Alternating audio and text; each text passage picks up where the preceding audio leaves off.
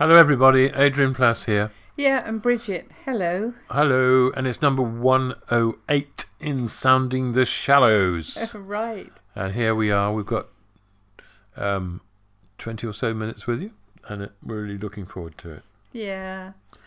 I don't know. I mean, Wimbledon's on, which in the UK you may not realise, rest of the world, that this is such a major event It's in the UK best calendar. wallpaper in the world, having Wimbledon on. It's the lovely. only thing, Adrian, that stopped my mother, shook her out of her routine, because we lived by routine, was Wimbledon. And suddenly all the rules went, and Yeah. it was the epitome of wonderfulness. Yeah. I thought it was extremely boring, but for the adults in our house, it was the epitome of wonderfulness. I still remember, as a child, wondering why the person in the front of you on the screen was at such a disadvantage.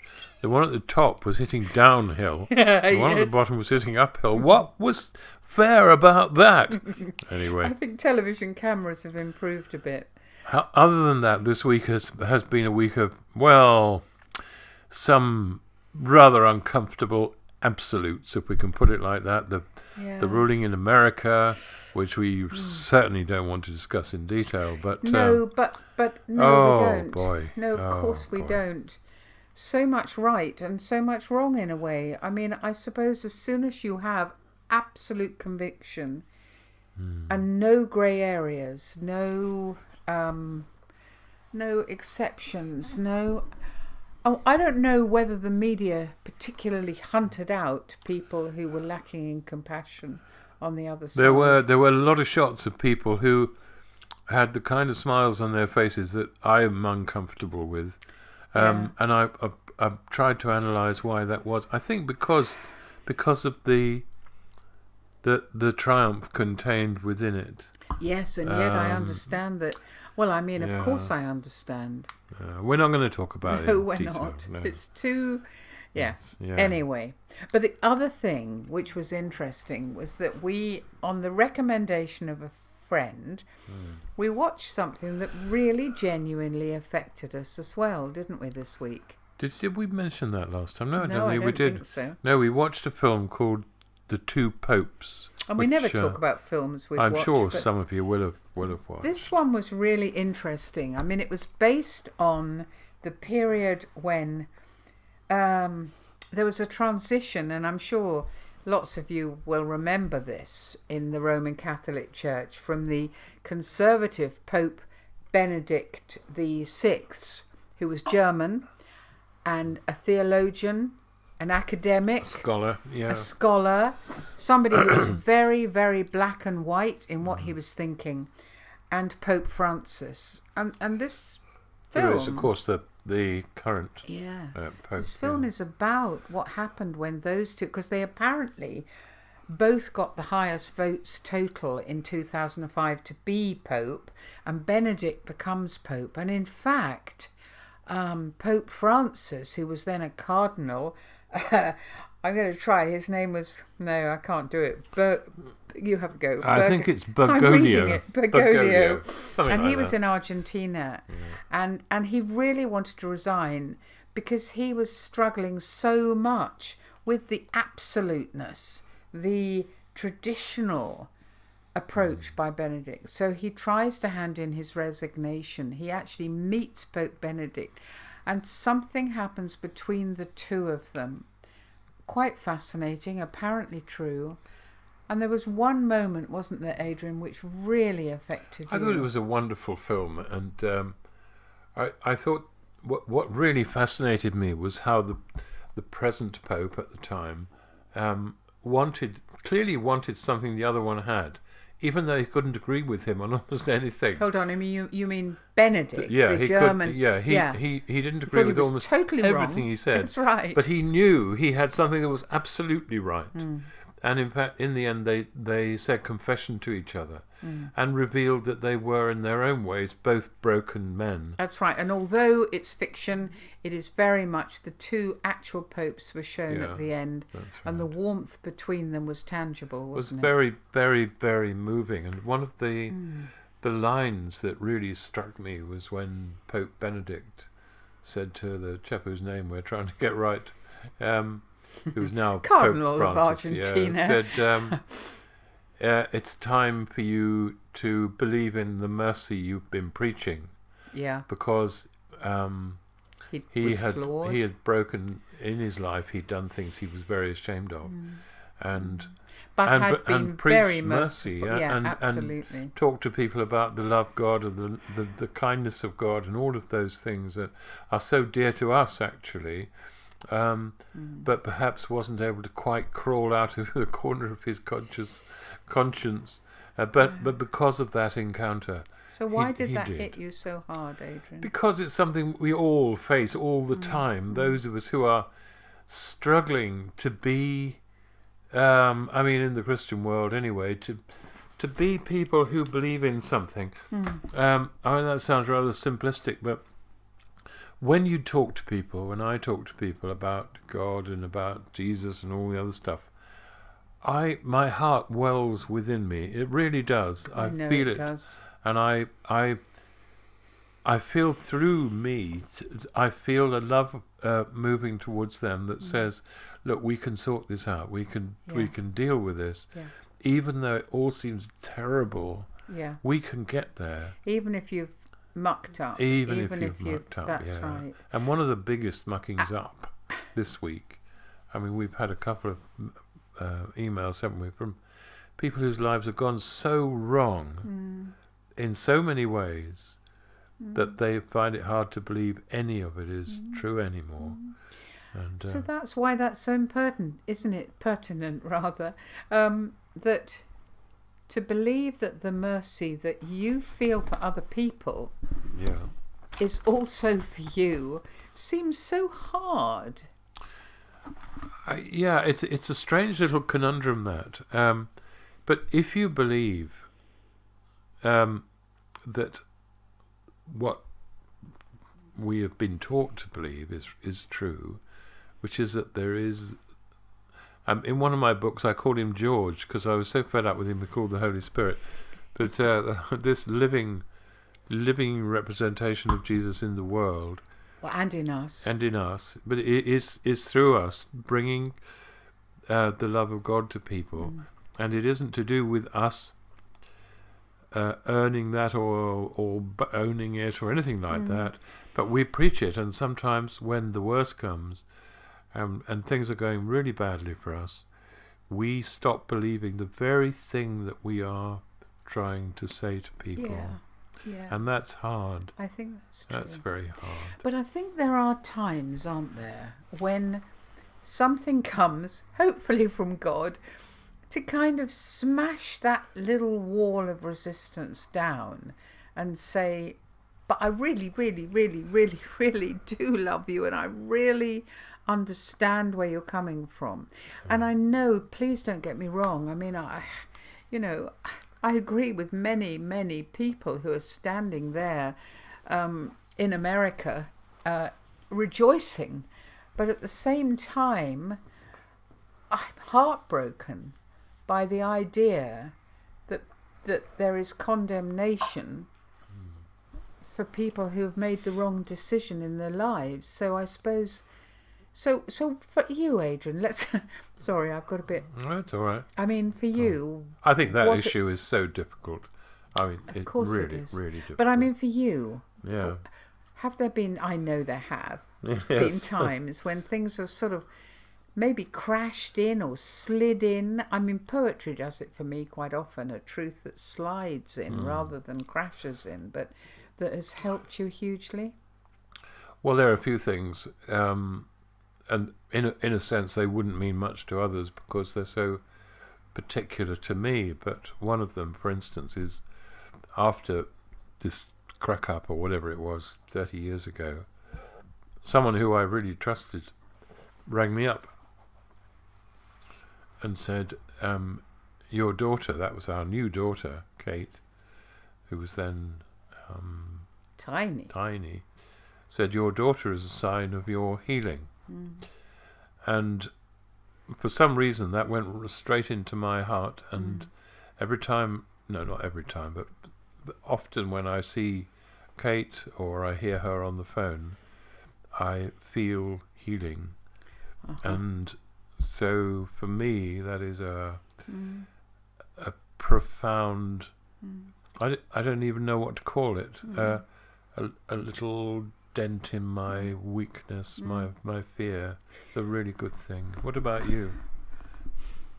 The trouble is that sometimes we've talked about these things before, and therefore they don't seem quite as important as they were at the time to us. But I know that I think something moved in me that I've never left or lost, which happened at Carberry Towers in Scotland, which was our go-to Christian event, if I'm honest, with our children, because they were so happy there, and I loved it. But the thing, this came from the side, like these things so often do, and there was a Irish poet called Hilary McDowell who was doing an entertainment evening there, and I was deeply impressed by loads of her poems. And then she said, I have one poem which is just one line long. Well, Hilary is profoundly physically disabled. When she was born, everything came out wrong. And she said that sometimes in the morning, and as we got to know Hilary and she came to stay with us, we know this is true, things are really hard. They're really difficult to just get up and get everything together. And she said, I have something stuck on my mirror. Any complaints about this model refer directly to Maker. Well, I'm not physically disabled, but in so many ways I felt so inferior. Kick yourself. Oh my goodness! Yeah. And that I hang on to. I almost ticker taped it on my mental mirror to say that all the things I've been trying to get rid of in myself were given to me by God. Yeah. And so that's enough for this evening. That one thing. But I know, and I'm hoping that people listening will think of a thing, a moment, a something that was said to them that somehow crashed in or slid in. I was saying to somebody on the phone just today about the romance with a small r of a long life as a, I don't even know what to call it, as a person in relationship with God. The laughter, the tears, the pain, all of those things. But some things do stand out. And one thing I did remember was when we were in Soweto, which was years ago now, wasn't it? Yeah, it was a long time ago. Yeah. And I think the so-called rainbow of yours was about 5. Kate was about 5. About 5. And it was an amazing thing. We were very well looked after, and we went to a huge meeting in a huge tent run by a chap called Nick Masupi, who was a great fella.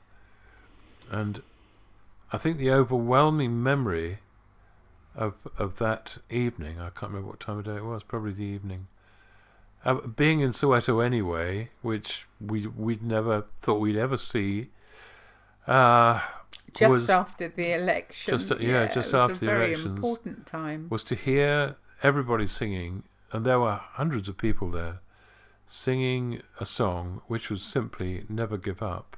Yeah. And they've been through so much. Yeah. And to sing to God and to each other and to the world, never give up, never give up.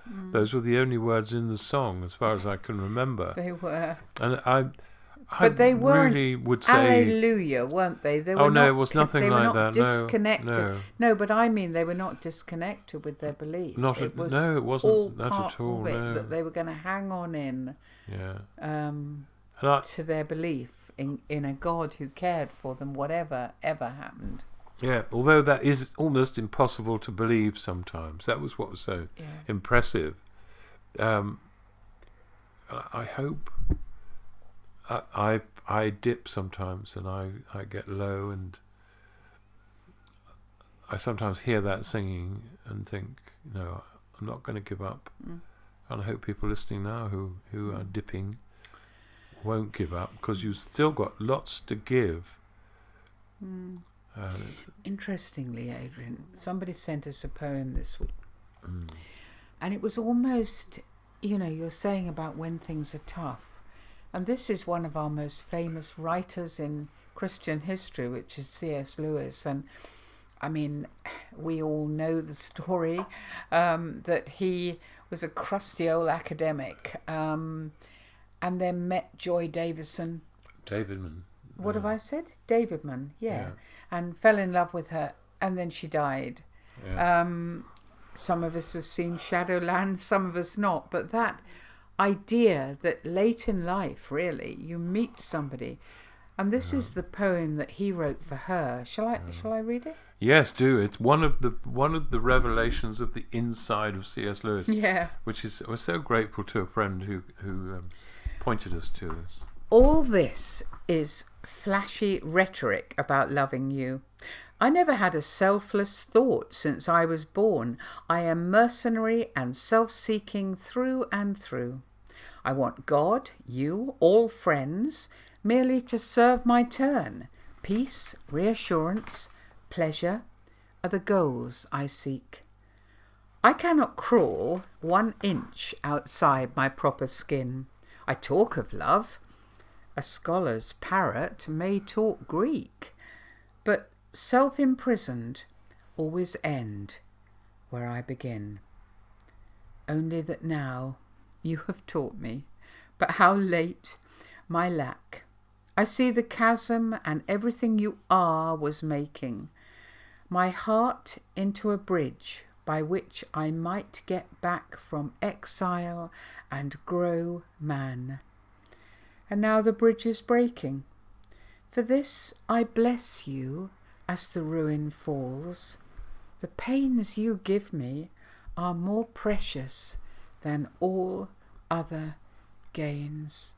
Everything had crashed. She died. Yeah. Everything he had believed was a new beginning had crumbled. But out of that, something happened to him. Yeah, it's an odd thing about Lewis's poetry that I used to say quite often, I don't really like Lewis's poetry. Oh, did you? Yeah, no, I did. And the reason for that was that I didn't. But recently, I've actually read it properly. And there are some wonderful things. I don't know if he's a great poet or not, but it was just so exciting to hear from inside him about his vulnerability and yeah. I think one of the things that these things that sustain you is that, and I think we've said this before, we've probably said everything before, but it is 108. One of the sound bites, one of the mantras of the evangelical Christian world, many of which are pretty crap, to be honest, but one of them is that you have to wait until the knowledge of God moves the 18 inches from your head to your heart. And that was one of the things we said and was said to us. Certainly true for Lewis, Adrian. Yeah, but his heart was finally woken but this is up. the point I'm making, that the problem is, if the knowledge moves from your head to your heart, Lewis was a man of words and ideas, and in one of his other poems he said, I turn my back on the winding stair of thought, because his heart came alive, because he realized Jesus was pursuing him, and he wasn't pursuing Jesus. And I think a lot of puzzled people who once believed or half believed or thought they believed and now have a heart full of something they don't understand and can't put into words, would like to say, I do have something, I've got something in my heart, and it is real and burning and warm, and I've lost the knack of putting it into words because the words were too easy or too simple. Because absolutes are easy to say and easy to hang on to, but if you really look at people, there's something that happens, isn't there? The compassion of Jesus, the fact that he looked at people and he saw what they could be. He looked at people and he saw that whatever mess they got into could be transfigured into something special and good. And it's one of the great insults that has grown about God and Jesus, and I don't know, these words are got a bit toxic because of misuse. That there is a simplicity about them that is not. They may be simple in their expression, but the expression of the love of God is very complex and very much related to the people it's actually aiming at. Yeah. And for those who are feeling lost and broken, this is the time to remember that. Those three things, Adrian, what was the thing that was said to the new Pope, who was going to be Pope Francis? Believe in... What was it? One thing was, don't forget the poor. It was said to him. But it was about mercy. What was it? Well, start to believe the mercy you preach. Start to believe the mercy you preach.